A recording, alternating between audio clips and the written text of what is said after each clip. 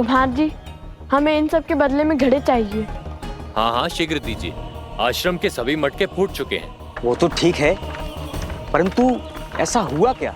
कोई भूचाल आया था कि आश्रम के सारे घड़े एक ही दिन में टूट गए? भूचाल ही समझिए। कुछ उद्दंडी बालकों ने उपद्रव मचा रखा है आश्रम में। नए घड़े तो मिल जाएंगे, पर उनके बदले इतना अनाज चला गया। अब खेतों में और अधिक परिश्रम करना पड़ेगा।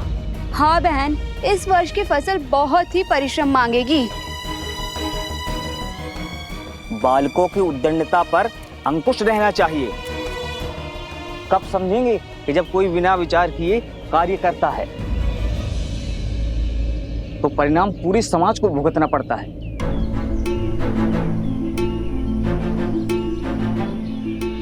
भूल हो गई, आश्रम की बड़ी हानि हो गई। अब सबको आश्रम में हमारे कारण और परिश्रम करना होगा। हमें भी तो नदी तक जाना है और पूरी रात्रि जल भरना होगा। मुझे हमारे परिश्रम की चिंता नहीं है, वो तो हम कर ही लेंगे। मुझे चिंता है माता की, हमने उनका मन दुखाया है। न जाने वो हमें क्षमा करेंगे भी या नहीं।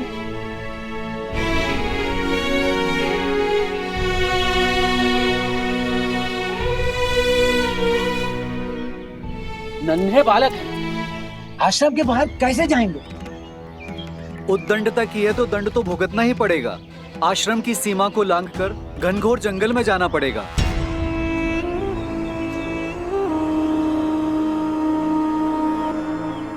आज नहीं तो कल कोई तो इस आश्रम की सीमा लांघेगा ही, और उसे सीढ़ी बनाकर मैं पहुंचूंगा सीता तक।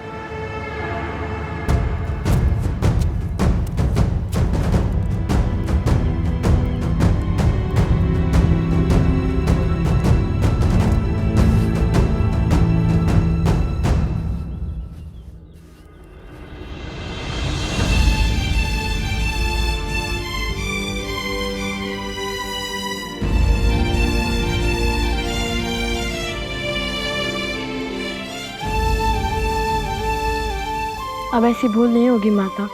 हमें आशीर्वाद दे कि हम अपना प्रायश्चित पूर्ण कर सके।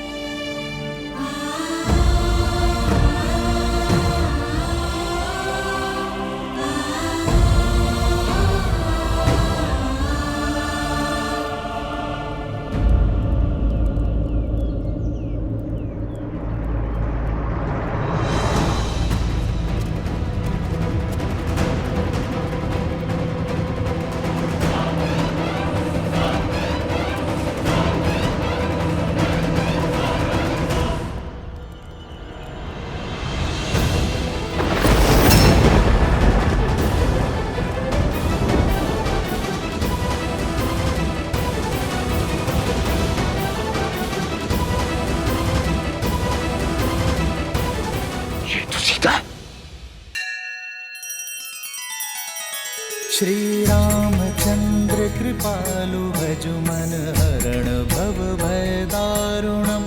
नव कंज लोचन कंज मुख कर कंज पद कंजारुणम।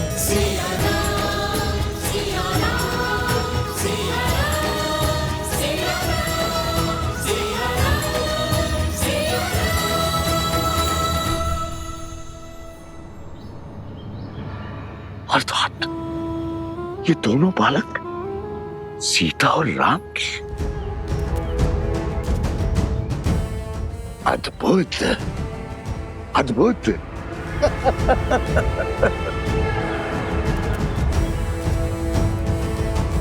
12 वर्ष की प्रतीक्षा अंततः समाप्त हुई। आज सीता भी मिल गई और राम को परास्त करने का अस्त्र भी। अब आएगा आनंद। राम राज्य की नींव को राम का ही बीज बिखेरेगा। इसे कहते हैं प्रहार।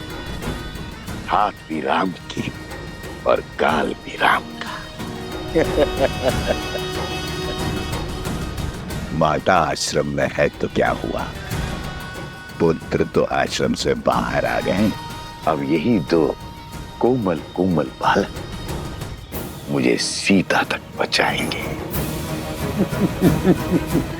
राम, सिया राम।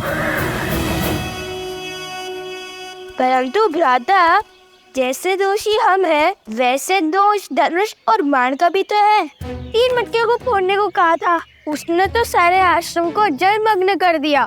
धनुष और बाण साधन है कुश, और साधन में बुद्धि नहीं होती। लक्ष्य प्राप्ति के लिए बल और बुद्धि साधक का होता है, इसलिए बुद्धि का उपयोग मनुष्य को ही करना होता है। वाह वाह, ज्ञानी हो भैया। ज्ञानी नहीं, महाज्ञानी हूँ। यदि महाज्ञानी हो तो अपनी बुद्धि का प्रयोग पहले क्यों नहीं किया? सारे मटके तोड़ दो बोल दिया।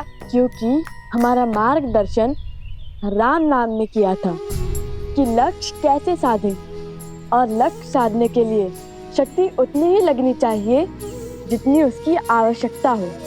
और यही सीख श्री राम का नाम लिखे बाण ने हमें बाद में दी है। मार्ग तो वो बताते हैं, हम तो केवल अनुभव से सीखते हैं। मैं भी अनुभव से बोल रहा हूँ भैया। भूल हो गई, अब नहीं बोलूंगा। दंड मिलता है मेरे बोलने से। माता ने हमें दंड कष्ट देने के लिए नहीं, ज्ञान देने के लिए दिया है, ताकि हमारी बुद्धि का विकास हो सके। अब देखो, जो बात मैं सुनकर समझता हूँ वो बात तुम दंड पाकर ही समझते हो। महाज्ञानी है आप, मैं क्या समझूंगा? मैं तो आपका बस एक शस्त्र हूँ। संविधान तो आपके मन से होता है।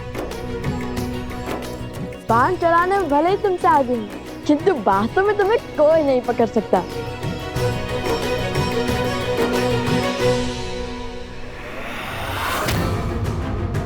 सीता तक पहुंचना है तो उसके पुत्रों को वश में करना होगा। आपके उत्तराधिकारी धर्म और कर्तव्य के पथ के लिए सच हो रहे हैं आर्य। दोनों जितने नटखट हैं उतने ही पराक्रमी भी हैं। अपने पिता की मर्यादा और पूर्वजों के मान का भार उठाने के लिए शीघ्र ही तैयार होंगे आपके लवकुश।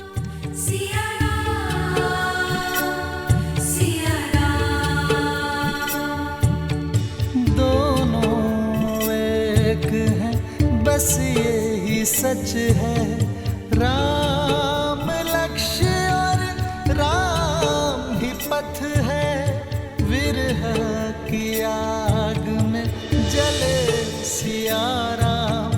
एक है तन और एक है प्राण।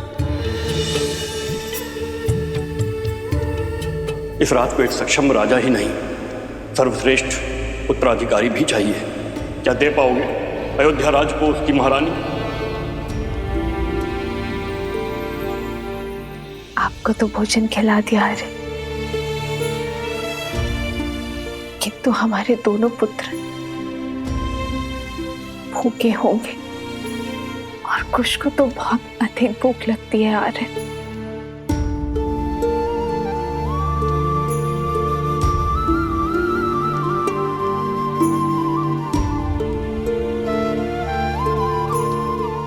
माना संतान की दिशा और दशा माता की कठोरता निर्धारित करती है, किंतु फिर भी उन्हें इस समय वन में भेजना उचित नहीं था। वन देवी, वन पशुओं से भरा है, उस पे असुरी शक्तियां। लवनासुर अवश्य मर चुका है, परंतु अभी भी असुरी शक्तियां आश्रम के चारों ओर मंडरा रही है, अवसर की प्रतीक्षा में।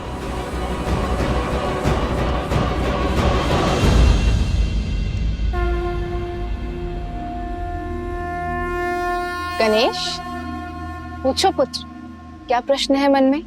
यज्ञ तो मन की, राज्य की, समाज की शांति के लिए किया जाता है ना? फिर उसमें बैठे राजा के लिए पत्नी का साथ क्यों अनिवार्य है? श्री राम तो स्वयं नारायण है, वो यज्ञ से नहीं, यज्ञ उनसे पवित्र हो जाएगा ना? ये बताओ गणेश, कि जीवन का आधार क्या है? संतुलन। तुम्हारा उत्तर सर्वथा उचित है गणेश। ये संसार, ये प्रकृति संतुलन पर ही आधारित। जैसे दिन को संतुलित करती है रात्रि, बुराई को संतुलित करती है अच्छाई, वैसे ही पुरुष को संतुलित करती है स्त्री। किसी भी यज्ञ का उद्देश्य और फल तभी प्राप्त होता है जब उसमें दी गई आहुति संतुलित। इसीलिए यज्ञ में या जीवन में पुरुष के साथ स्त्री का होना आवश्यक ही नहीं, अनिवार्य भी है।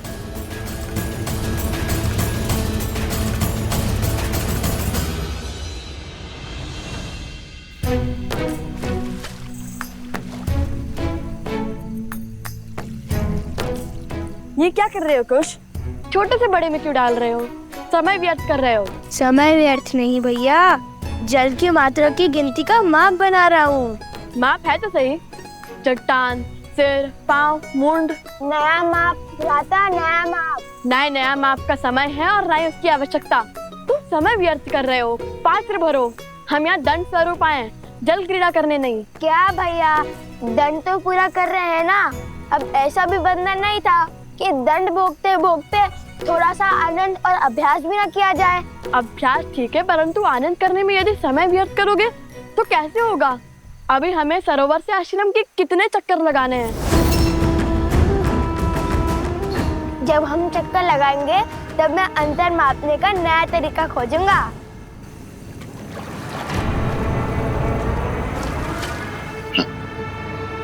कितने अबोध है ये दोनों बालक।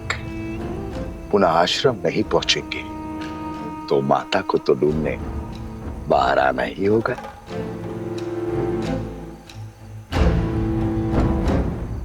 शीघ्र मिलते हैं बालकों।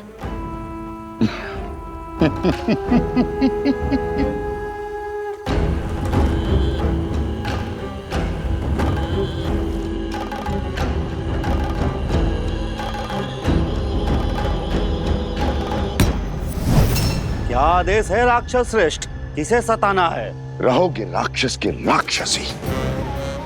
कभी तो पुण्य का काम किया करो। यहाँ दो सुंदर कोमल अबोध बालक आए हैं और थके हुए भी हैं। उन्हें अपनी शक्ति से निंद्रा दे रहा हूं। बाकी का काम हम स्वयं करेंगे। जाओ।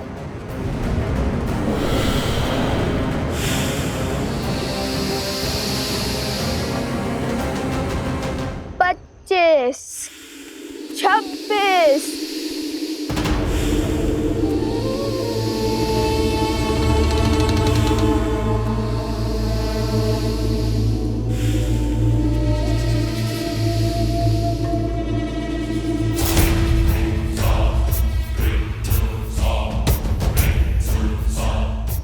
सत्ताईस, 28।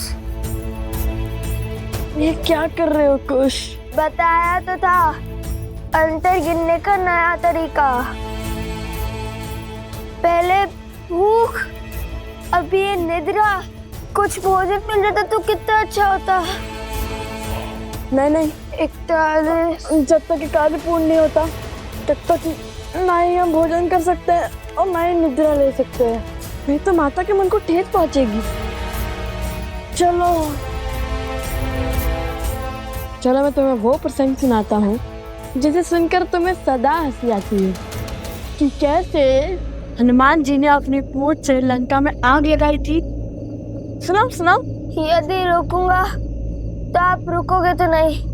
सुनाई दीजिए।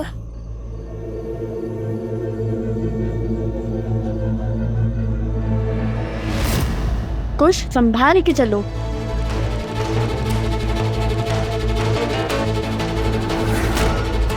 कुछ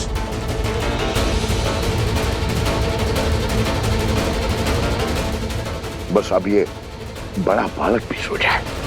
कुछ जागो, ये सोने का समय नहीं है। उठो कुछ।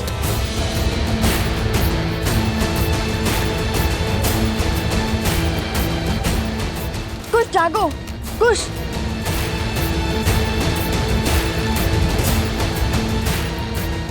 कुछ जागो।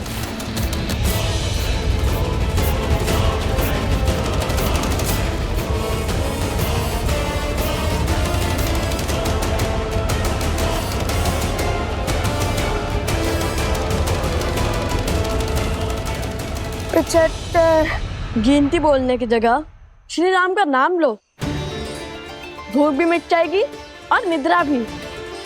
चलो बोलो राम। श्री राम। 75 श्री राम। 76 श्री राम। केवल श्री राम। केवल श्री राम। केवल श्री राम।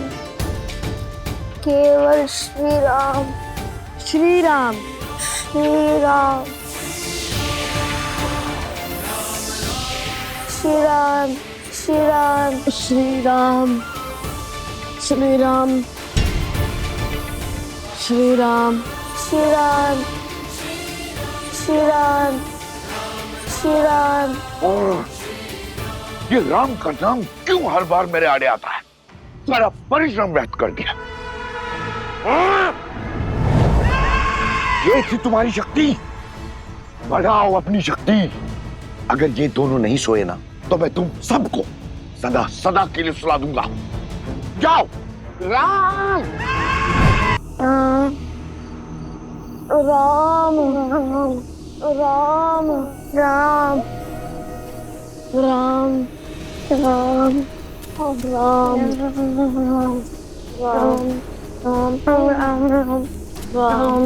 राम राम राम।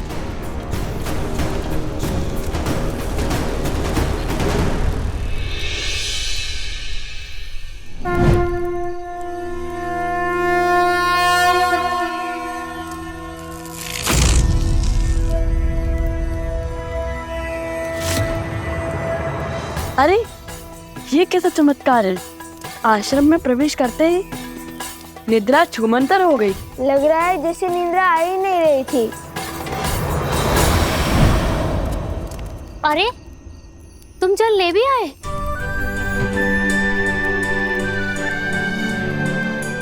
लाओ लाओ हमें दो।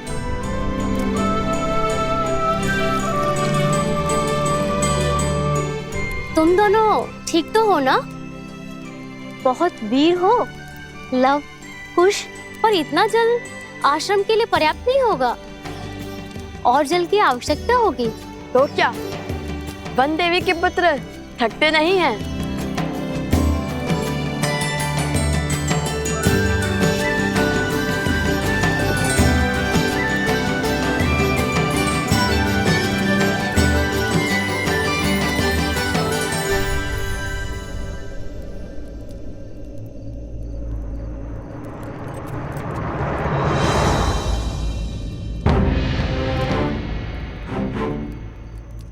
ये कैसा चमत्कार है?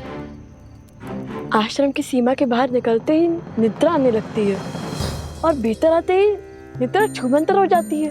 बात तो उचित है भैया, लेकिन अब क्या करें? केवल श्री राम का नाम लेते हुए ही आगे बढ़ते रहे क्या? नहीं नहीं, हम राम भक्त हैं। हम वो करेंगे जो श्री राम करते, अपने ज्ञान और अपनी बुद्धि का प्रयोग। और मेरे ज्ञान के अनुसार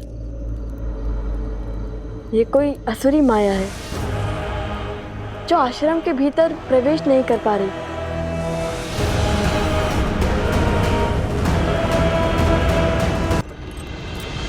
तो आज छिनमिन कर ही देते हैं भैया। अब आया ना दंड का आनंद। बताइए भैया, कहाँ है वो राक्षस? जो दिखेगा ही नहीं उस पे लक्ष्य कैसे साधोगे?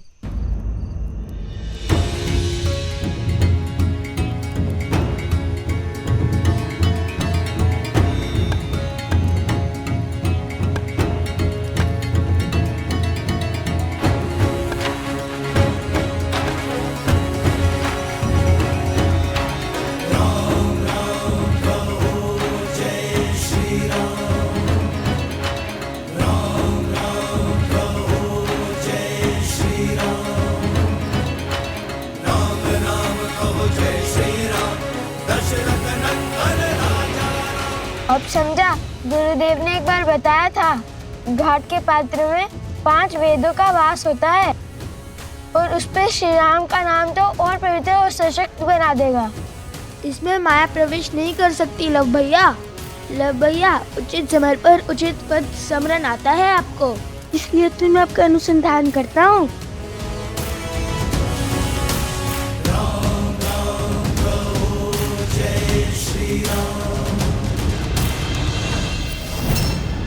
एक और अवसर है तुम्हारे पास, लगा दो अपना सारा बल, पात्र में प्रवेश करो और निंद्रा धोने। आप तो जानते हैं ना, राक्षसी माया बट पात्र में प्रवेश नहीं कर पाती और प्रयास भी करे तो असंभव है क्योंकि उन पे राम का नाम लिखा है। राम?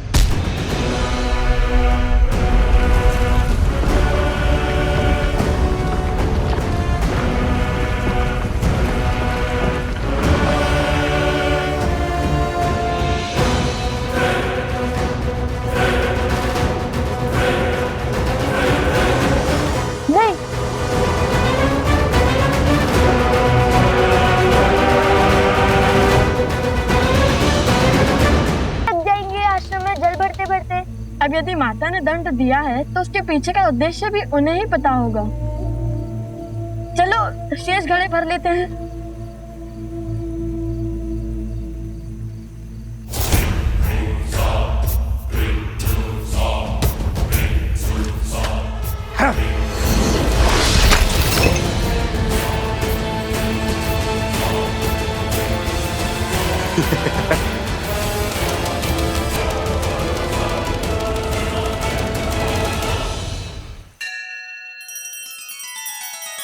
श्री रामचंद्र कृपालु भज मन हरण भव भय दारुणम नव कंज लोचन कंज मुख कर कंज पद कंजारुणम। सिया राम, सिया राम, सिया राम, सिया राम, सिया राम, सिया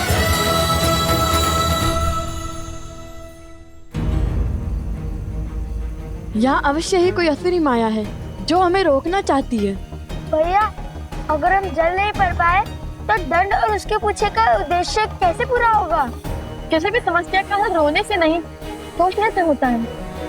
मेरी तो समझ में नहीं आ रहा है कि हमें जल आश्रम तक पहुँचाना है या जल से भरा हुआ मटका। अद्भुत, तुमने मुझे एक नया सुझाव दिया है। तुम बातें मूर्खता भरी करते हो, परंतु हो बड़े गुणवान। ऐसा क्या कहा मैंने? अब कुछ ही क्षणों में ये अपना गड़ा उतारेंगे, तुम तभी उन पे आक्रमण करना।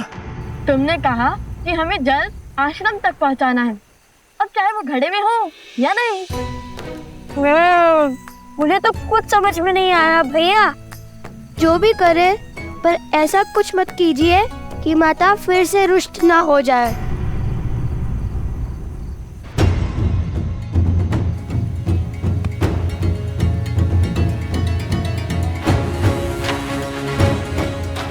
तुम चिंतित न हो, तुमने जो सुझाव दिया है उससे माता प्रसन्न नहीं होंगी, दुखी नहीं।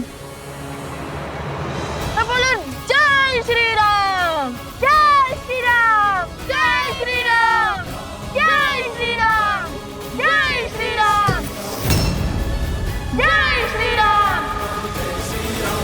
दशरथ नंदन राजा राम।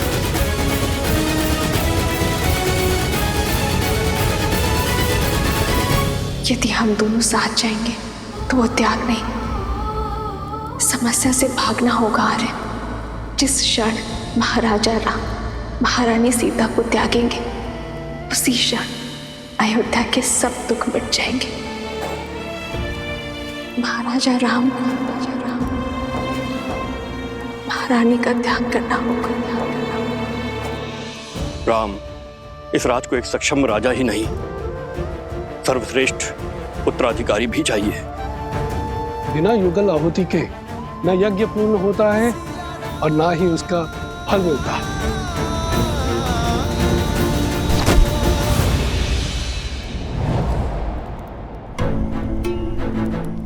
हनुमान,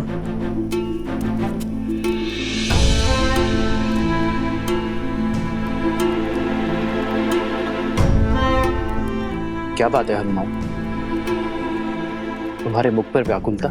प्रभु, सहस्त्र रावण के पुत्र चंद्रबाहु ने वानर राज सुग्रीव की पुत्री त्रिनावती का अपहरण कर लिया है।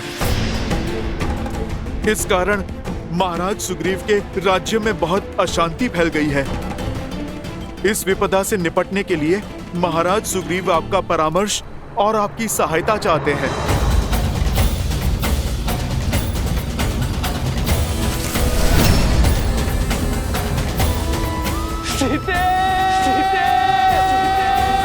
रावण का वध तो हो गया है हनुमान, किंतु उसकी विचारधारा का नाश होना अभी शेष है। दृष्टता और अधर्म हर रूप में धर्म के लिए चुनौती है, किंतु स्त्री को देवी की भांति पूजा करने वाले इस समाज में स्त्री को वस्तु की भांति उठा लेने वालों की धारणा का नाश होना चाहिए।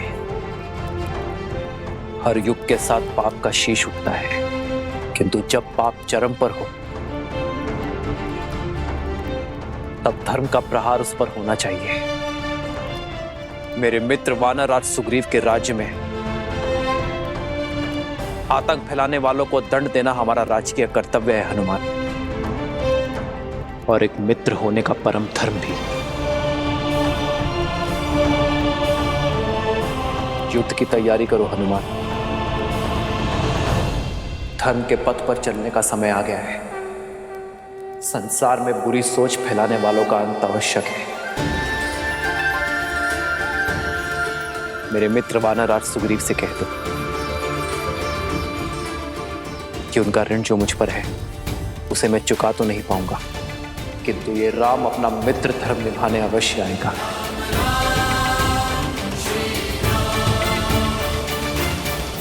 वंदेवी, वंदेवी, वंदेवी, क्या हुआ कुमुदनी? पूछे मत, आइए देखिए क्या किया है आपके लवकुश ने। क्या कर दिया लवकुश ने? देखिए।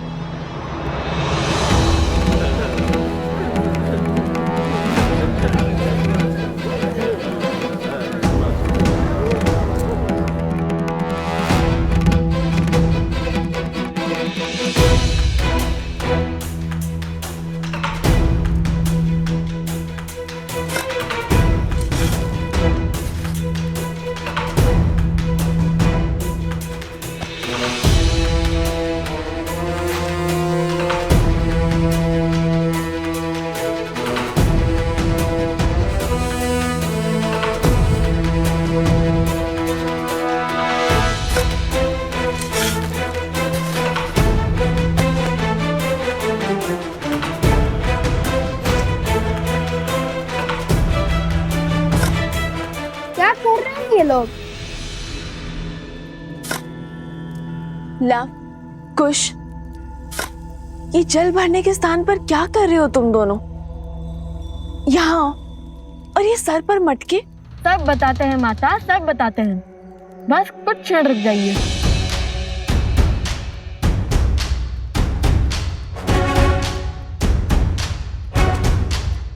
खुश, चलो वो खोल देते हैं।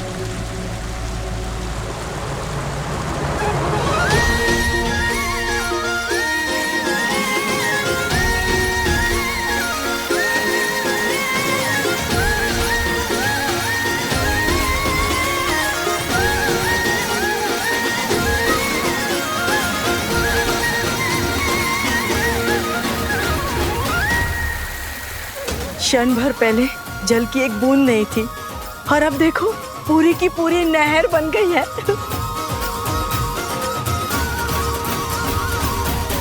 और लव कुश की चिंता छोड़ दो बंदेवी, अपने पिता और माता की भांति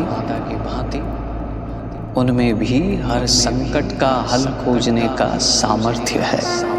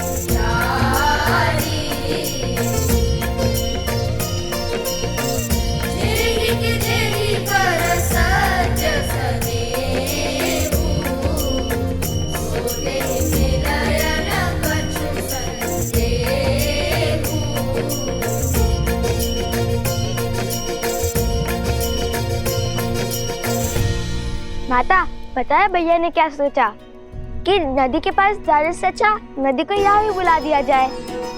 अब इस आश्रम में किसी को भी जल की समस्या नहीं होगी, चाहे कोई बालक कितने भी मटके की ना फोड़ दे।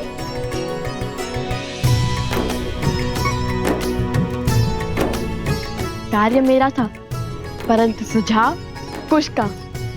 जानती है माता, हमारी प्रेरणा कौन सा प्रसंग बना? जब नल और नील ने राम नाम लिखकर लंका तक सेतु बनाया था, तो हमने सोचा जब राम नाम का पत्थर सागर में तैर सकता है, तो राम नाम का फावड़ा नदी के लिए मार्ग क्यों नहीं बना सकता?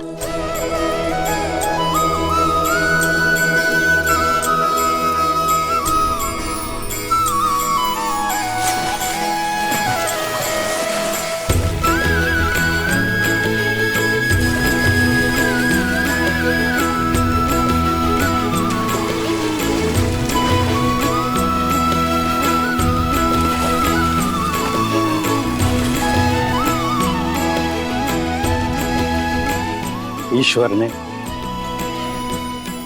लव कुश के भविष्य में क्या रचा है वो तो मैं नहीं जानता, किंतु इतना अवश्य जानता कि ये दोनों अपने भविष्य को आलिंगन करने के लिए पूर्ण रूप से सजे।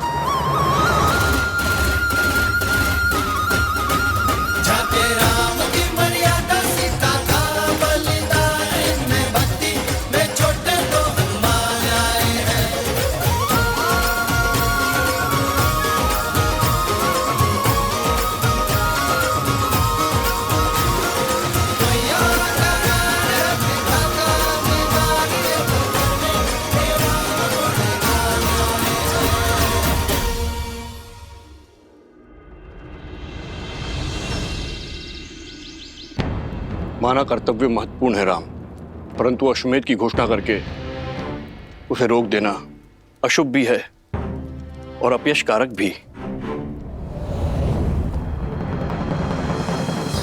अश्वमेध यज्ञ अवश्य होगा आचार्य।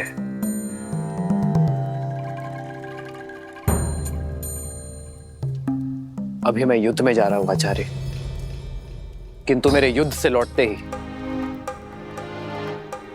ये यज्ञ आरंभ होगा।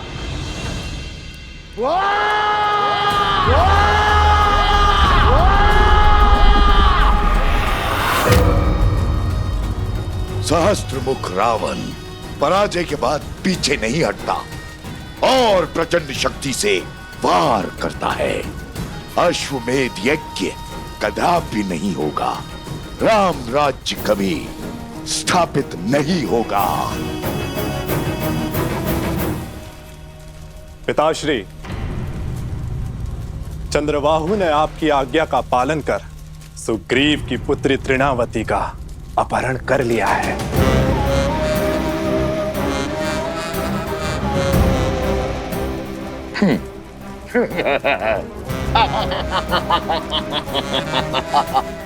कैसे कैसे बचोगे राम मेरे इस प्रहार से? अब राम को सुग्रीव की सहायता के लिए जाना होगा और अयोध्या अश्वमेध यज्ञ से वंचित रह जाएगी। और राम के जाते ही हम अपनी शक्ति से उसकी प्रजा में पुनः धर्म की स्थापना कर देंगे।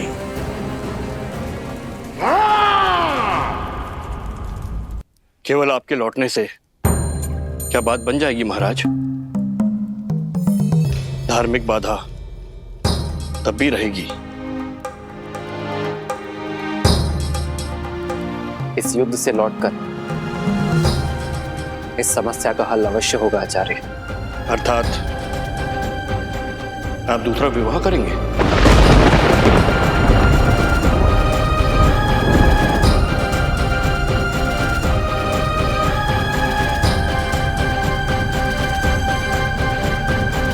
रघुकुल रीत सदा चली आई, प्राण जाए पर वचन न जाए। एक बार वचन देने पर उस विषय में आपका शिष्य दोबारा कैसे सोच सकता है?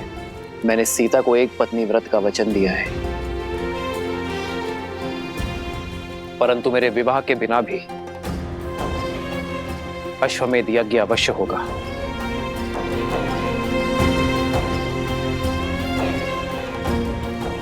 राजा का सपत्नी यज्ञ में बैठना आवश्यक है ना? मैं युद्ध से लौटते ही भरत को अयोध्या का महाराज घोषित कर दूंगा।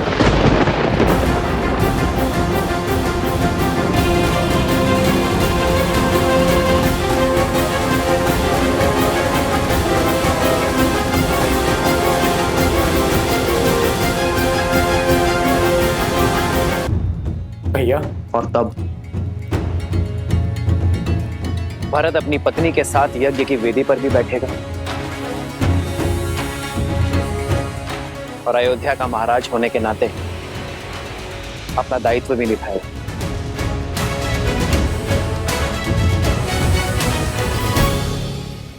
ये क्या कह रहे हैं आप भैया? नहीं, ये मुझे स्वीकार करना होगा भरत, क्योंकि ये मेरा निर्णय है। समझने का प्रयास करो भरत, या तो तुम अयोध्या के महाराज बनोगे या सीता का ये राम किसी और का पति।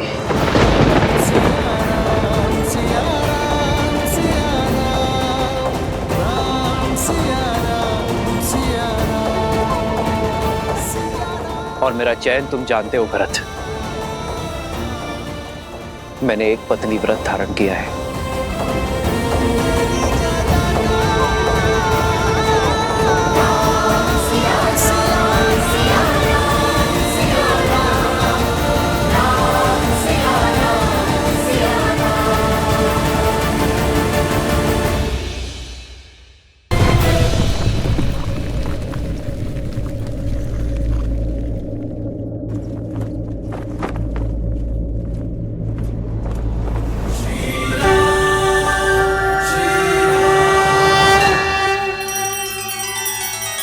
श्री रामचंद्र कृपालु भजु मन हरण भव भय दारुणम नव कंज लोचन कंज मुख कर कंज पद कंजारुणम।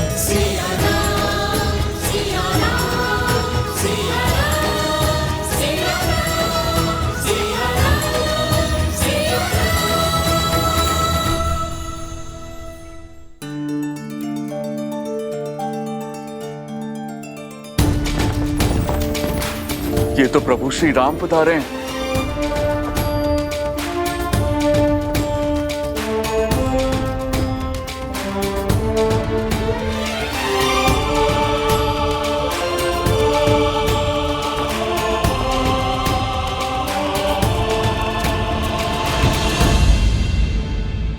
प्रभु, आप मेरी किष्किंधा की सहायता करने के लिए आए। मैं धन्य हो गया प्रभु, मैं धन्य हो गया।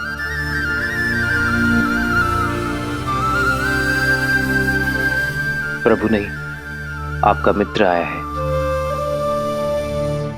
जब ये नर विपदा में था तब वानर सहयोग में आए, तो अब ये नर पीछे कैसे हट सकता है मित्र?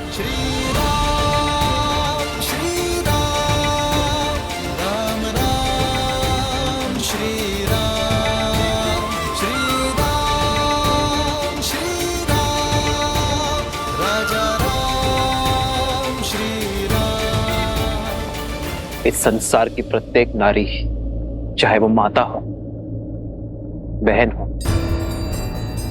पुत्री हो या फिर पत्नी, प्रत्येक नारी सम्माननीय होती है।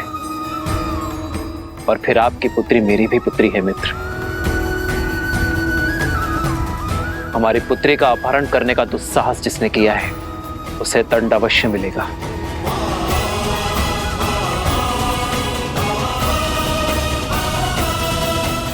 महाराज, हनुमान, किष्किंधा की पुत्री का अपहरण करने वाला बचेगा नहीं। प्रभु, आप मुझे आदेश दीजिए। अवसर देना हमारा धर्म है। तुम दूत बनकर जाओ और चंद्रबाहु को चेतावनी दो। कहो कि उसके पापों का दंड देने स्वयं अयोध्यापति आए और यह अंतिम अवसर है। यदि उसे प्राण प्रिय है तो मेरे मित्र वानराज सुग्रीव की पुत्री तृणावती को सम्मान सहित लौटा दे।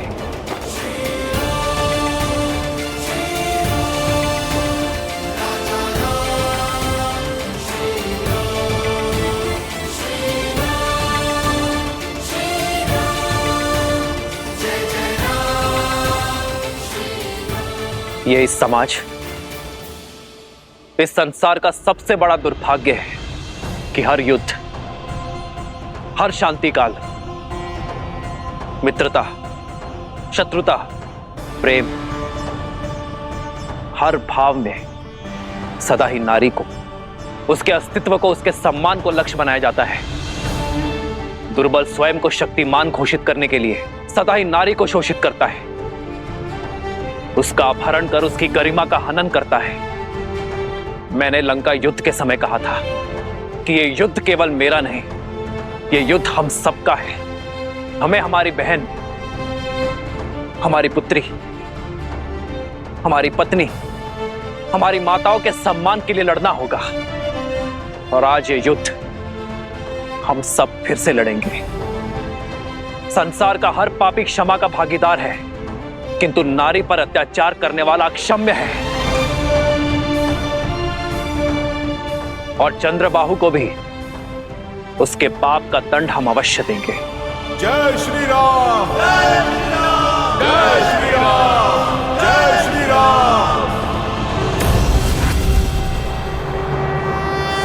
जय हनुमान ज्ञान गुण सागर, जय कपीस तिहु लोक उजागर, रामदूत अतुलित बल धामा, अंजनी पुत्र पवन सुत नामा, राम दुआरे तुम रखवारे, होत न आज्ञा बिनु पैसारे, आपन तेज समारो आपै, तीनों लोक हाथ करै कापै। जय जय हनुमान। कौन हो तुम? प्रभु श्री राम का दूत, उनका सेवक चंद्रबाहु से मिलने आया हूं। तुम मुझे उस तक ले चलोगे या मैं तुम्हें उठा कर ले चलूं?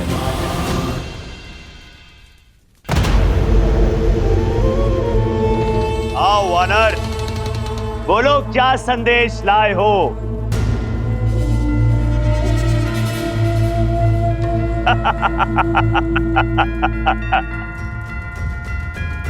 चयन का विकल्प लाया हूं। इसे तुम संदेश समझो या फिर चेतावनी। ये तुम्हारे हाथ में है चंद्रबाहु। मेरे प्रभु श्री राम का आदेश है, या तो वानरराज सुग्रीव की पुत्री को तुम सम्मान सहित लौटा दो, या फिर अपनी मृत्यु के लिए सज्ज हो जाओ।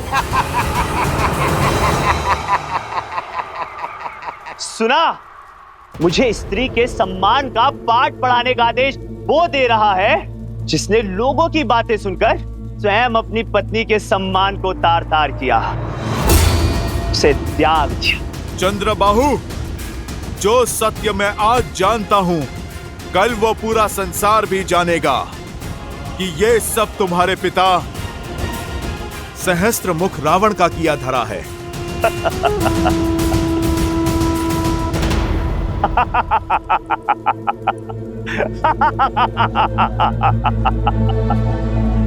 साम, दान, दंड, भेद। युद्ध को जीतने के लिए शत्रु को युक्ति लगाने का पूरा अधिकार है। उसका प्रयोग मेरे पिता ने भी किया, तुम भी करो। जाओ, मेरी पत्नी के विरुद्ध बातें फैलाओ। किसने रोका? मैं उसका सत्य जानता हूं। अब तुम ही बताओ, स्वयं को लोक अपवाद से बचाने के लिए जिसने अपनी पत्नी को त्याग दिया, वो स्वार्थी है या फिर कायर? जिसने अपनी पत्नी को मरने के लिए वन में छोड़ दिया, उसको क्या अधिकार है कि वो किसी और की स्त्री या पुत्री को लौटाने का आदेश दे? दुष्ट, तूने मेरे भगवान को पापी कहा है। तू अवसर का नहीं, अंत का पात्र है।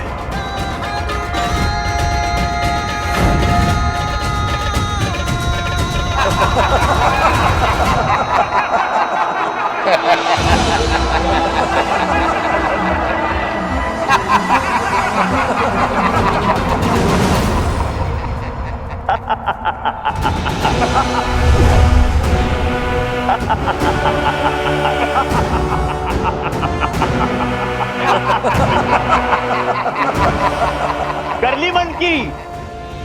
अब जाओ और जाकर कह दो अपने राम से कि इस संसार में चंद्रबाहु को मारने वाला कोई नहीं है, क्योंकि मेरी ढाल मेरी पत्नी का पतिव्रत है, और जब तक वो मेरी रक्षा करती रहेगी तब तक मैं अमर रहूंगा।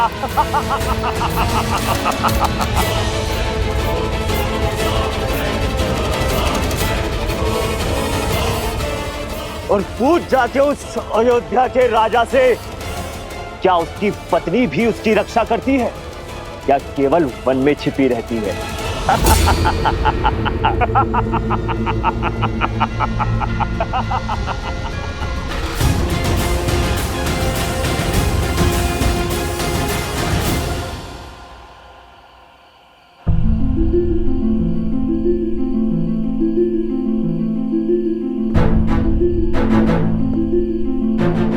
मित्र, मुझे ना राज चाहिए ना संसार, मुझे केवल मेरी पुत्री चाहिए मित्र, केवल मेरी पुत्री।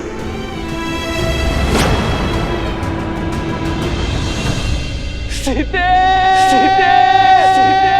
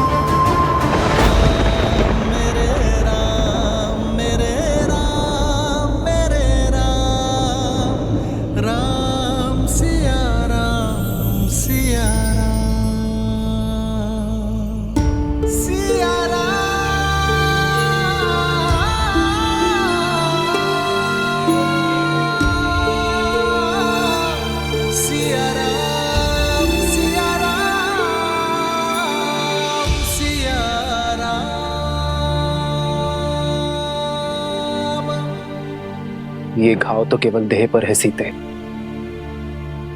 मन और हृदय का घाव तो केवल आप ही नहीं आ रहे, मैं भी जानती हूँ। आपके मन की अशांति का आभास है मुझे। राम सिया राम जय जय राम। राम सिया राम जय जय राम। राम सिया राम जय जय राम। जिसने समाज के कल्याण का प्रण उठाया हो, उसका मन शांत कैसे हो सकता है सीते? यही संचित धर्म है। हर किसी को काटना पड़ता है। समाज के कटाक्ष, संसार के उलाहने को सुनकर अपने कर्म को प्राथमिकता देना कितना कठिन है आर्य नहीं जानती। और आपके हर संघर्ष की विजय पर हर्ष भी है मुझे आर्य।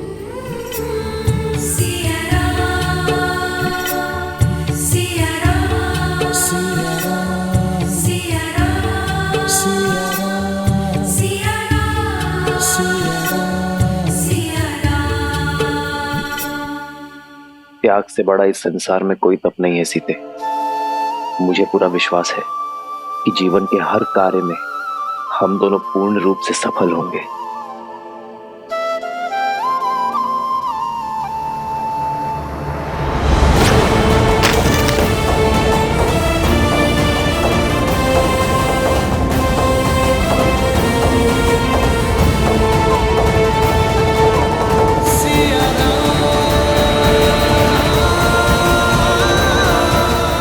ऐसा क्या है यार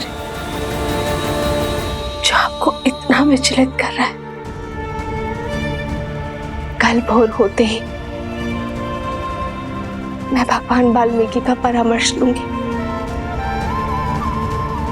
वही मेरी उलझन को सुलझा सकते हैं। राम सिया राम। प्रभु, चंद्रबाहु की पराजय उसकी पत्नी में छुपी है, क्योंकि उसका ढाल उसकी पत्नी का पतिव्रता धर्म है।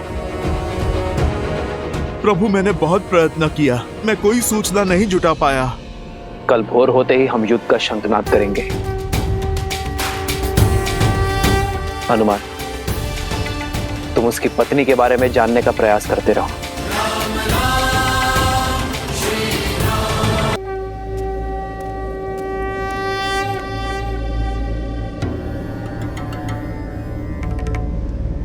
हनुमान जी किस भेद की बात कर रहे हैं पिताश्री? क्या है चंद्रबाहु की मृत्यु का रहस्य? उसकी पत्नी कैसे उसकी रक्षा कर रही है?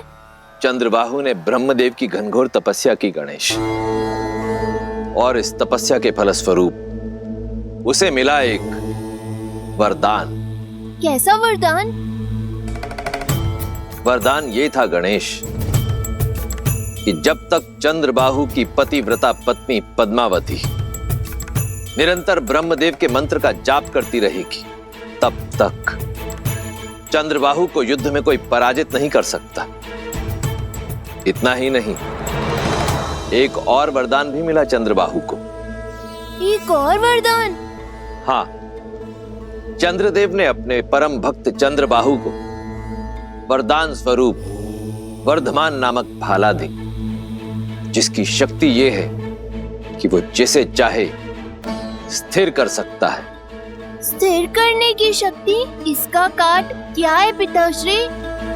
इसकी काट स्वयं मैं हूं गणेश। आप?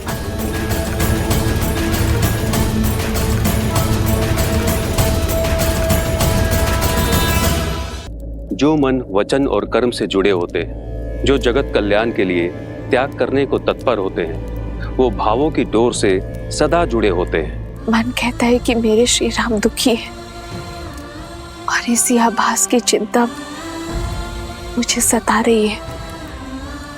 अब आप ही बताइए, मैं उनकी सहायता कैसे करूं? मुझे मार्ग दिखाइए प्रभु।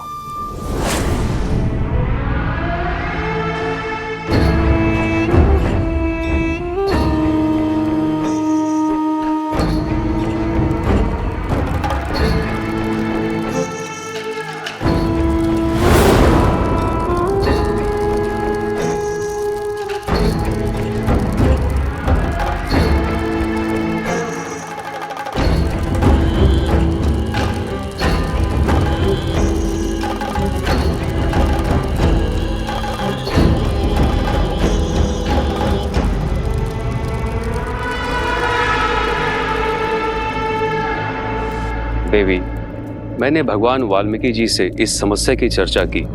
उनकी इच्छा है कि आप इस चिंता से मुक्त होने के लिए फल्गु स्नान का व्रत रखिए। फाल्गु व्रत? हाँ देवी, तनिक कठिन व्रत है। बिना अन्न जल के फल्गु नदी में कुछ दिन खड़ी रहो और मंत्र जाप करें।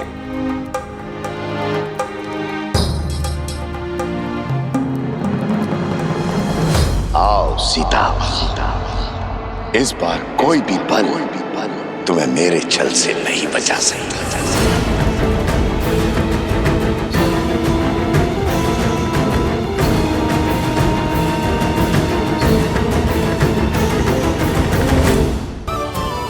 कुछ विशेष कारण अवश्य है इस फल्गु यात्रा का। प्रभु, चंद्रबाहु को वरदान प्राप्त है।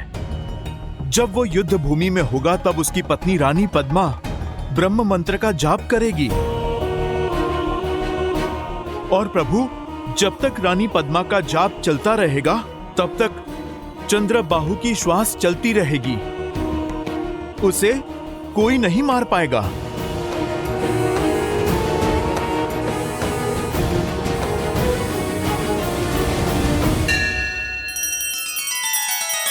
श्री रामचंद्र कृपालु भजु मन हरण भव भय दारुणम नव कंज लोचन कंज मुख कर कंज पद कंजारुणम।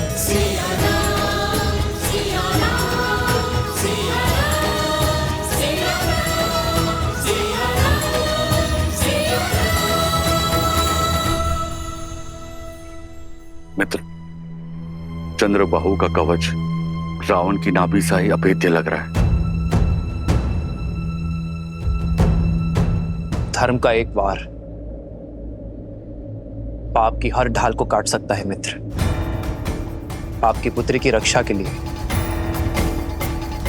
हमें पतिव्रता को रोकना होगा। आज युद्ध के समय किसी को महल जाकर रानी पद्मा का जाप तोड़ना होगा। ये कार्य मुझे सौंपिए प्रभु।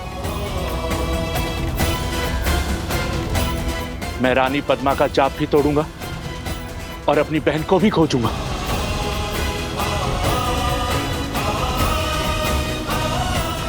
अंगद,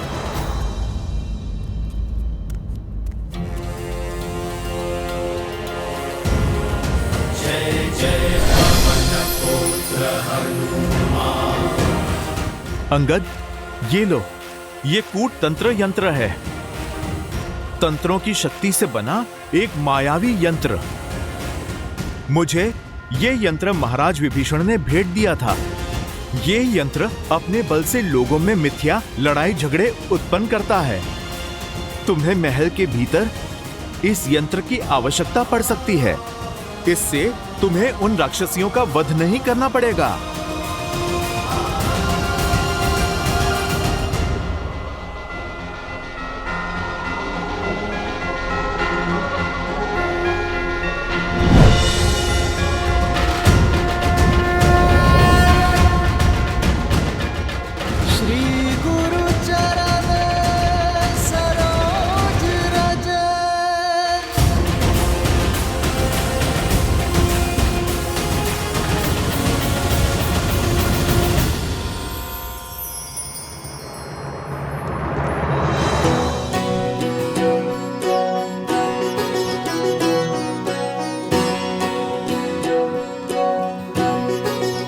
माता ने 3 मित्रों को साथ लाने की अनुमति दी है। कह दो वन देवी को मैं सज्ज हूँ। और मैं भी। वन का मार्ग है, पुष्पों का नहीं, कांटों की डगर है। लौटने तक तो केवल घुटनों तक ही पांव बचेंगे सबके। एक बार फिर सोच लो। कितने भोले हो भ्राता शांडिल्य। लवकुश के होते माता का पग कांटों के डगर में नहीं पड़ेगा। वन देवी हैं, वन में जाएंगी तो बैलगाड़ी पर। बातें बहुत बड़ी बड़ी बनाते हो कुश।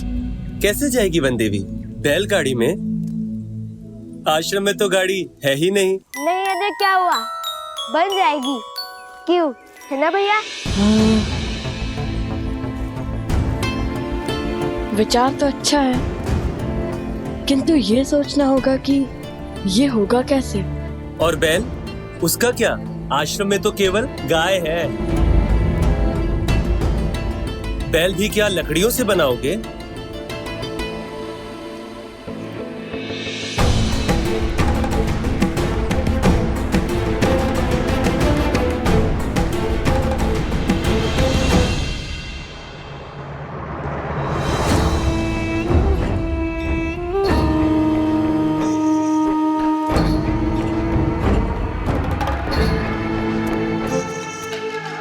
ये दोनों बालक अकेले बाहर क्या कर रहे हैं?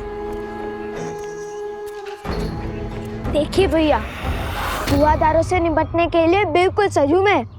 सामने आते ही अंत कर दूंगा उनका। कहाँ खो गए भैया? बैलगाड़ी के विषय में बात करने की क्या आवश्यकता थी? गाड़ी तो भी एक बार को बन जाती। बैल कहाँ से लाएगा इस जंगल में? क्षमा कर दीजिए भैया, वो रोश रोश में भूल गया।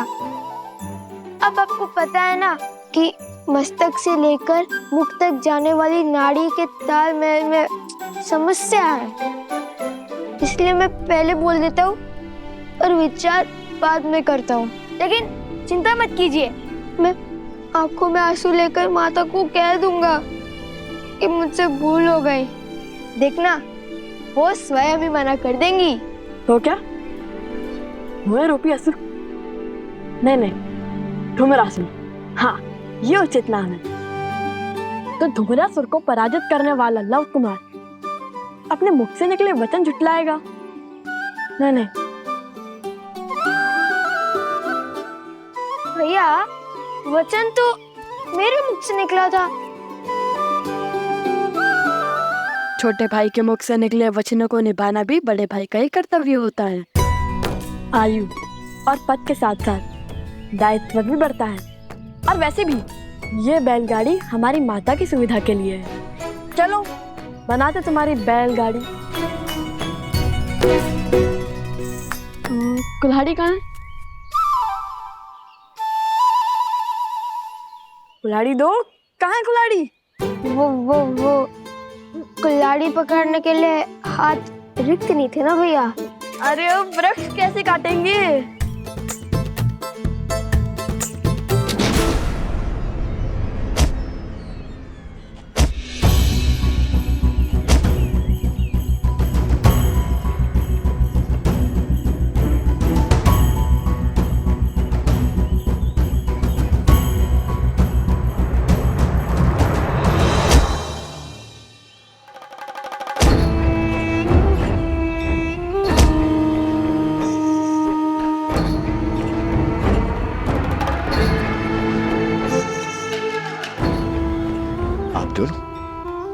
कौन है? इस घने वन में क्या कर रहे हैं?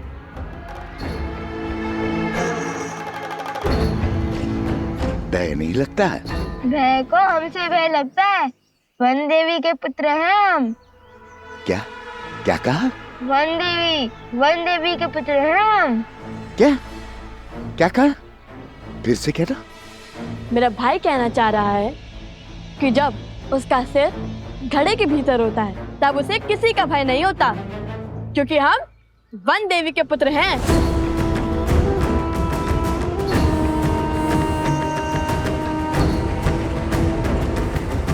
वन देवी अर्थात आप दोनों वन के राजकुमार हैं। मेरा प्रणाम स्वीकार कीजिए, मुझे सेवा का अवसर दीजिए। बताइए क्या चाहिए आपको?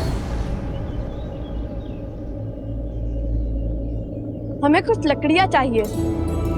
हम अपनी माता वन देवी के लिए एक बैलगाड़ी बनाना चाहते हैं ताकि वो सुखपूर्वक फाल्गु नदी तक पहुंच सके। और सिर्फ लकड़ियां ही नहीं, बैल भी चाहिए हमें। इसे कहते हैं विधि का विधान। मैंने एक गाड़ी बनाई, सोचा था आश्रम में दान कर दूंगा। यदि आप दोनों वन देवी के पुत्र हैं और इसे मेरी तरफ से वन देवी के लिए भार स्वरूप स्वीकार करें तो मैं धन्य हो जाऊंगा। अद्भुत, कितना अच्छा सहयोग है ये। क्या हम गाड़ी देख सकते हैं?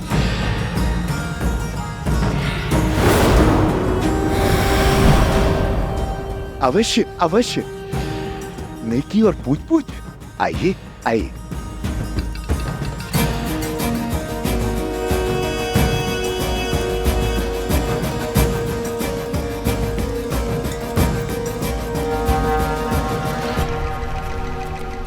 वाह भैया, कितनी बड़ी और सुंदर गाड़ी है। और दृढ़ भी। धन्यवाद बंधु। अब हमें एक बैल की आवश्यकता है। ओह ओह, जहाँ चाह होती है वहाँ राह होती है। अभी वहाँ मैंने सेतु के पास कुछ गायों और बैलों को चरते हुए देखा है, किंतु वे वन्य वृषभ हैं, उन्हें नियंत्रित करना सरल नहीं होगा। लव कुश मायावी असुरों को धूल चटा सकते हैं, उनके लिए बैलों को वश में करना कौन सी बड़ी बात है? क्यों, है ना भैया? सत्य वचन, सत्य वचन। हम अभी बैल का प्रबंध करते हैं। कुश, शीघ्रता से चलो, हमारे पास अधिक समय नहीं है।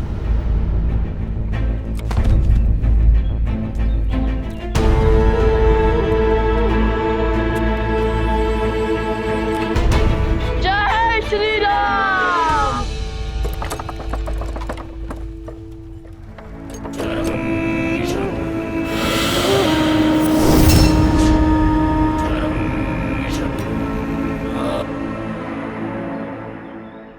वैश्वासुर,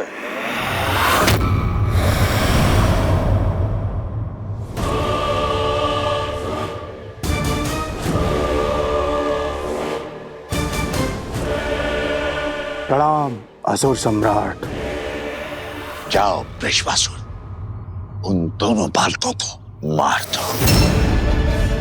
और यदि तुमने ये कार्य संपन्न किया तो मथुरा का राज्य तुम्हारा। जाओ। आपकी आज्ञा का पालन अवश्य किया जाएगा महाराज।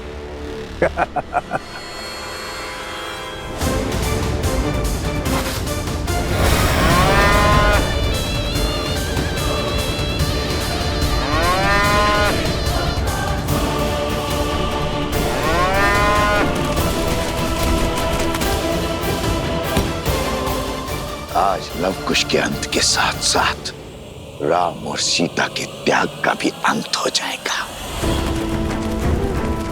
पुत्रों का मृत शव देखकर सीता आश्रम से बाहर आएगी और राम को स्मरण करेगी और उनका समर्पण मिट्टी में मिल जाएगा।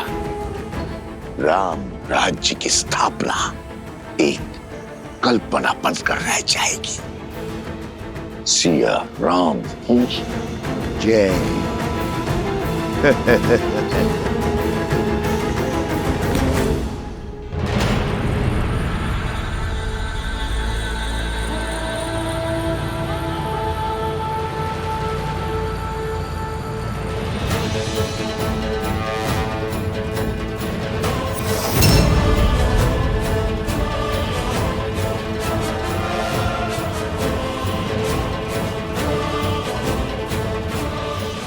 आज एक बार फिर अधर्म के अंत के लिए हम सब साथ खड़े हैं। चलिए एक बार फिर उन दुष्ट राक्षसों को धर्म का बल दिखाते हैं। एक बार फिर संसार को न्याय की शक्ति दिखाते हैं। एक बार फिर स्त्री के सम्मान की ललकार लगाते हैं। एक बार फिर धर्म की जीत का परचम लहराते हैं।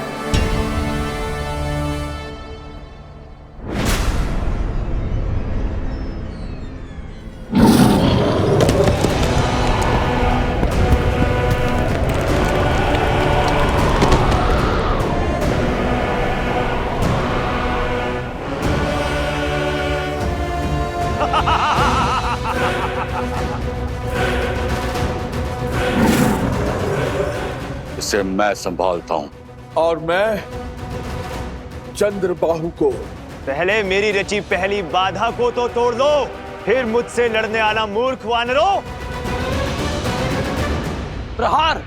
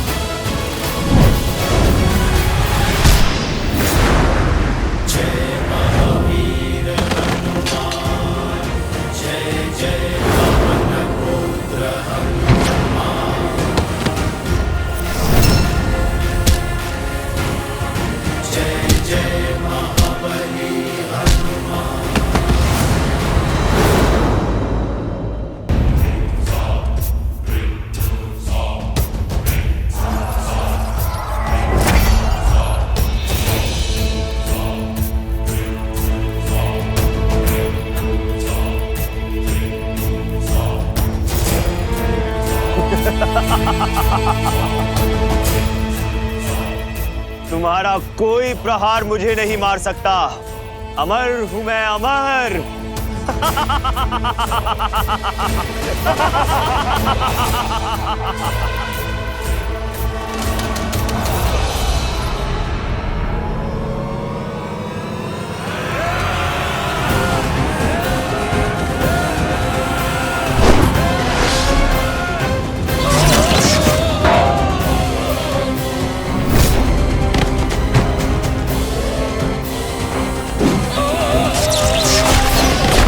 हनुमान, अंगद का कोई संदेश आया? नहीं प्रभु।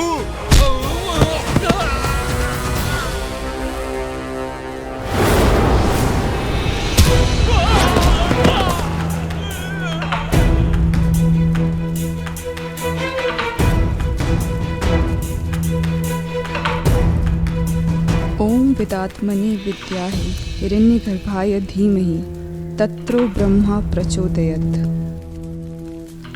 ओम विदात्मने विद्याहे हिरण्यगर्भाय धीमहि तत्रो ब्रह्मा प्रचोदयात्।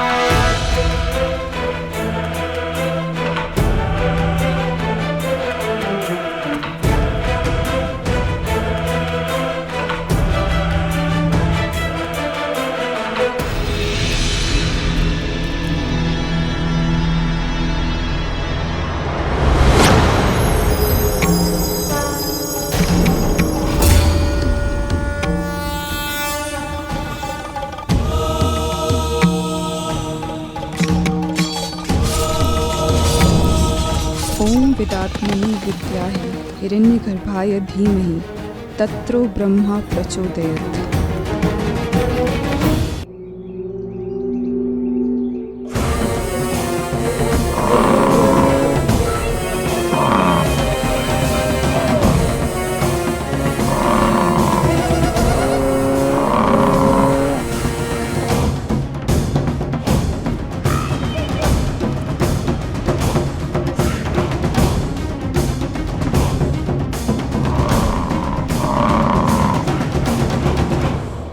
वचन से बंधे हैं, इसे तो पकड़ना ही होगा ना।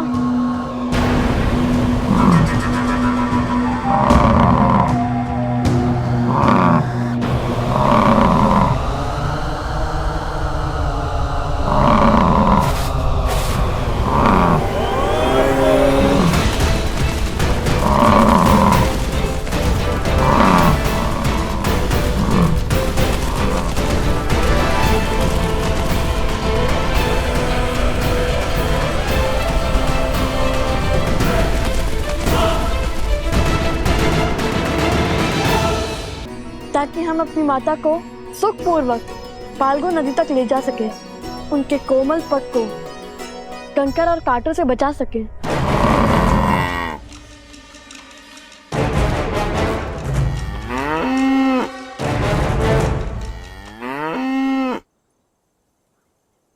भैया लगता है मान गया। अब एक कार्य करता है, जैसे माता आश्रम में सारी गायों के सींग पर मोली धागा बांधती है, हम भी इसके सींगों पर मोली धागा बांध देते हैं। उचित है।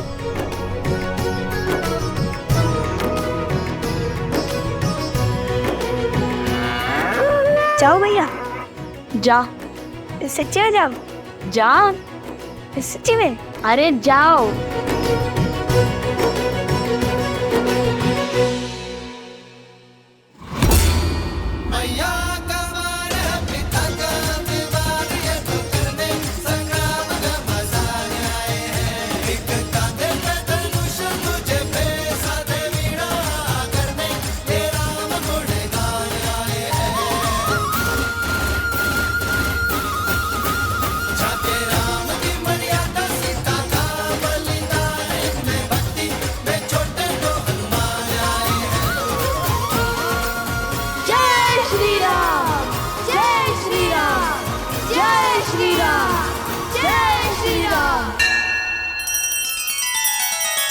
श्री रामचंद्र कृपालु भजु मन हरण भव भय दारुणम नव कंज लोचन कंज मुख कर कंज पद कंजारुणम।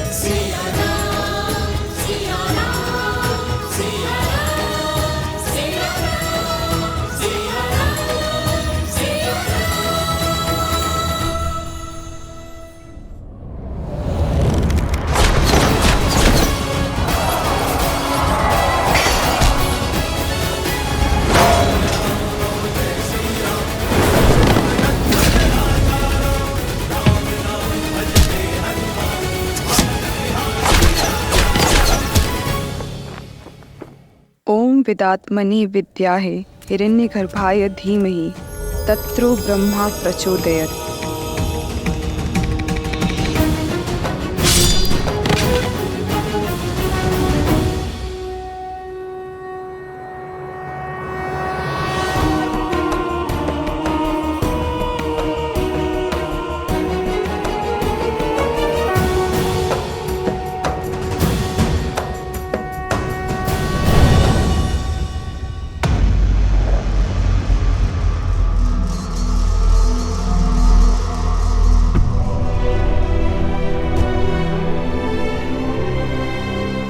सेनापति,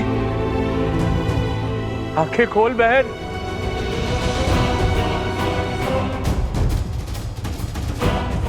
मुझे मेरी बहन चाहिए।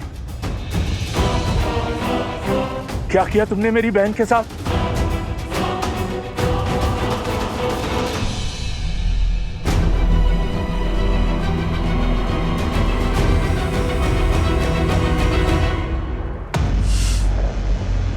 बालकों को नहीं मार पाया वृषभासुर। भैया अब हमारी बैलगाड़ी सज्ज है, अब माता को कोई कष्ट नहीं होगा।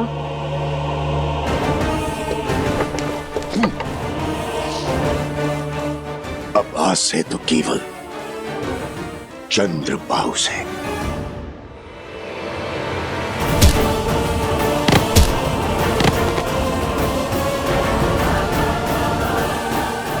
आज पिताश्री को मुझ पर कितना गर्व होगा। मैं शीघ्र ही राम की मृत्यु का शुभ समाचार दूंगा।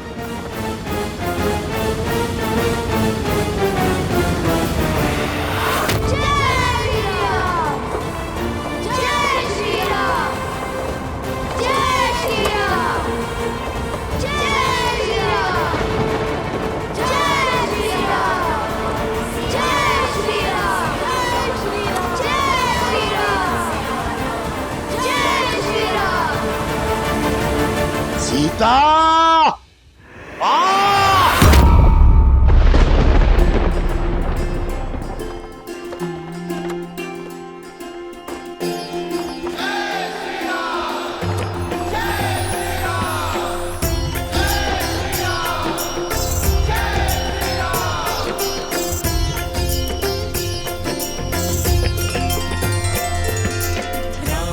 अयोध्या की ध्वजा है।